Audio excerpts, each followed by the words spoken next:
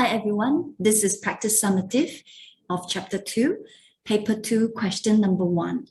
Now, given the equation of a curve y equals to 2x cubed plus x, and by using the differentiation method, we need to find the, in terms of p, the approximate percentage increase, okay? The approximate percentage increase in y when x increases from 2 by p%. So the difference in y.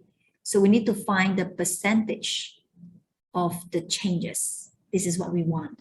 And we also know that x, okay, from 2, it increased by p%.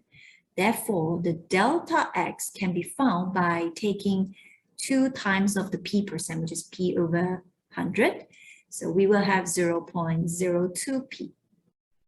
And therefore, let's find the delta y. So the delta y by the delta x approximately equivalent to dy by dx. So we are going to use this to find the delta y first. So the delta y will then approximately equivalent to the dy dx. Now, what is the dy dx here? We have 6x squared plus 1. That's the dy dx, and multiply with the delta x.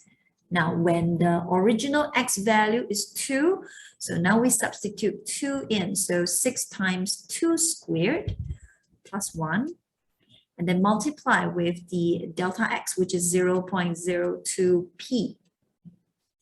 And therefore, we will have 4, 24, 25.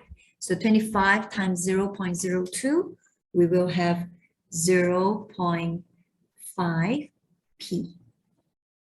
Okay, and this is the delta y. We want to find the percentage, approximate percentage increase. So the percentage of increase will be, we take the delta y over the original y value and then times with 100%. So the delta y is 0.5p and the original y value. Okay, so we substitute the 2 into our y. So that will be 2 times 2 to the power of 3 plus 2 times with 100%. And therefore the 0.5 times 100, we have 50p over, at the bottom we have 16 plus 2, we have 18%. And let's simplify this. We have 25 over 9p%. That is the answer.